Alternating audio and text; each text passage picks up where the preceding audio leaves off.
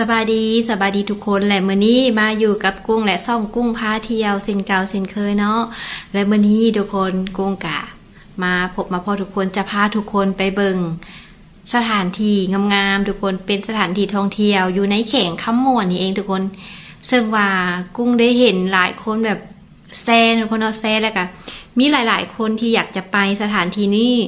เป็นน้ำตกตาดนะทุกคนเป็นน้ำตกตาดที่ว่าเพิ่นกำลังจะเปิดให้เขาชมหรือว่าเขาไปลิดไปเที่ยวภายในเดือนตุลาหรือว่าเดือน10นี่นะทุกคนและความงามของตาดแห่งนี้นะทุกคนองค์การยูเนสโกนะเพิ่นได้มอบให้เป็นจัดให้เป็นสถานที่มรดกโลกนะทุกคนซึ่งว่ามีความงามแบบงามแฮงพอช่วงนี้เป็นช่วงฤดูฝนน้ำกะสิหลายนะทุกคนแบบป้าแบบเห็นแล้วแบบงามแบบเห็นแล้วก็สุ่มซื่นนะทุกคนนะแบบอยากให้ทุกคนได้ไปเห็นวิดีโอนี่นำกันทุกคนใครเห็นแล้วต้องอยากไปคือกุ้งแน่นอนทุกคนโอเคเดี๋ยวเราไปเบิ่งตาดแห่งนี้นำกันเนาะหรือว่าน้ำตกแห่งนี้ซึ่งว่าความงามระดับร้อยเลยทุกคนกุ้งจะพาทุกคนไปเบิ่งนำกันเลยเนาะนี่เป็นตาดเสียงลือเมืองบุรพาแข่งขมวนนี่กับว้าวทุกคนเนาะแบบงามแฮงน้ำตก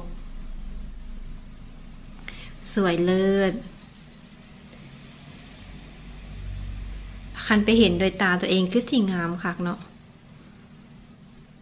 สุดยอดเลย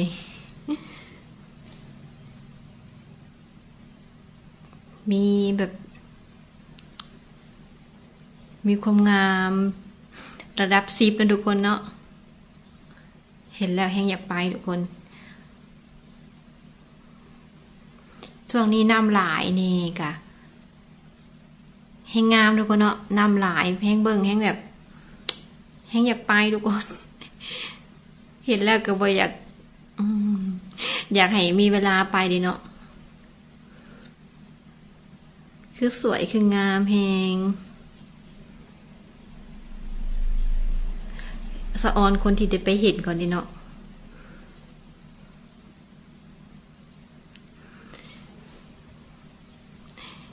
อยากไปจังเลยมีไผอยากไปกับกุ้งบ่เนาะคืองามเลยทุกคนแบบอยู่เมืองบัวลพา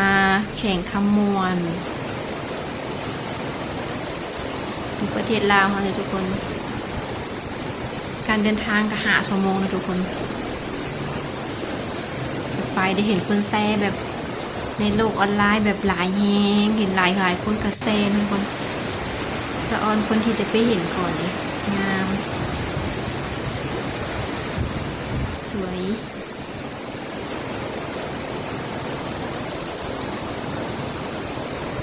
งามมันดีเนาะ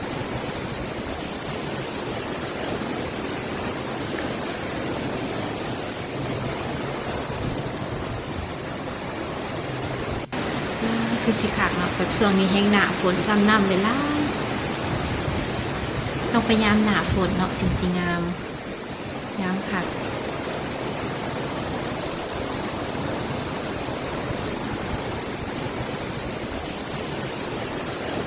ค่ะตอนนี้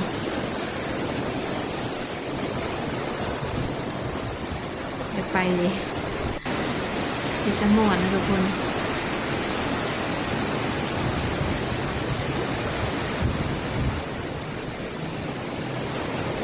อยู่กับตัวกลางป่าเลยเนี่ยเนาะ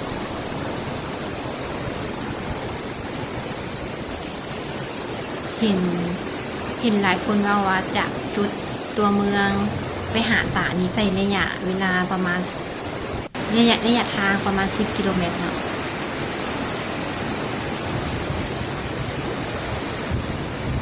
คือสวยคือจึ้งมากธรรมชาติหรือว่าไปพักผ่อนไปสูดแบบอากาศบริสุทธิ์เนาะเย็นแต่ก็เย็นคือสิเย็นขนาดเข้าไปในนะทั้งอากาศที่ว่าสดชื่นต้นไม้ใบหญ้าแล้วก็อายน้ำเนาะอายน้ำฟองน้ำละอองน้ำอะไรนะคืองามแฮง มีไผเห็นแล้วอยากไปคือกุ้งเนาะคือสวยคือเลิศ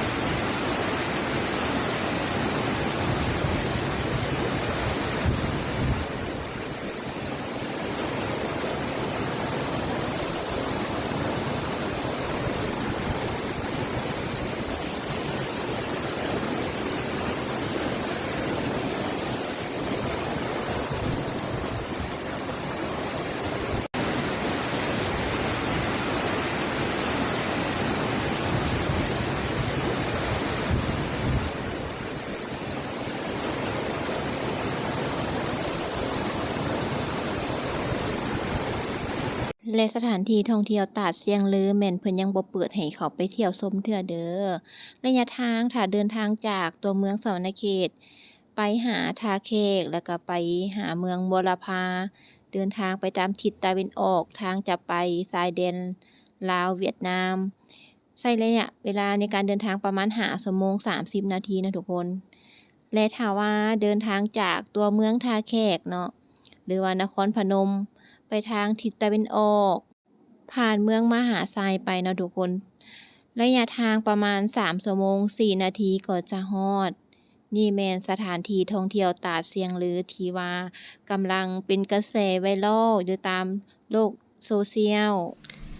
และที่ทุกคนได้หับเบิ่งหับชมผ่านไปแล้วนั่นนะทุกคนก็เป็นตาดชื่อว่าตาดเซียงลือนะทุกคนอยู่เมืองบัวลพาแขวงคำมวนว่าความงามแบบว่า เห็นเลยอยากไปทุกคนถ้ากุ้งได้มีโอกาสนะทุกคนเนาะไปได้จะพาทุกคนไปเบิ่งตั้งแต่การเดินทางจากสวรรณเขตไปคำมวนท่าแขกแล้วก็ออกไปเมืองบัวลพาทุกคนซึ่งใช้ระยะซึ่งใช้เวลาในการเดินทางประมาณ5ชั่วโมงแต่คันเฮาบ่ฮู้จักทางในกันน่ะประมาณ6ชั่วโมงทุกคนเนาะถ้ากุ้งได้มีโอกาสกุ้งจะพาทุกคนไปเบิ่งน้ำตกตาดแห่งนี้นำกันแบบโอ้เป็นสถานที่ท่องเที่ยวใหม่เดี๋ยวนี้กุ้งก็หาก็เห็นนะทุกคนเนาะเห็นแล้วก็แบบว่าอยากพาทุกคนไปเบิ่งไปเห็นด้วยตาคือสิ่งงามคือสิแบบคักแฮงเนาะคือตอนนี้เพิ่นยังบ่ได้ให้คนเข้าไปเบิ่งไปเที่ยวไปชมเถื่อเนาะเพิ่นจะให้ไปเพียงแต่คนที่ได้รับอนุญาตที่ไปถ่ายทำกุ้งก็อยากไปเด้ถ้ามีโอกาสกุ้งจะพาทุกคนไปเบิ่งนำกันเนาะและมื้อนี้กุ้งก็มาให้ทุกคนรับเบิ่งรับชมเพียงแต่เท่านี้ก่อนเนาะทุกคน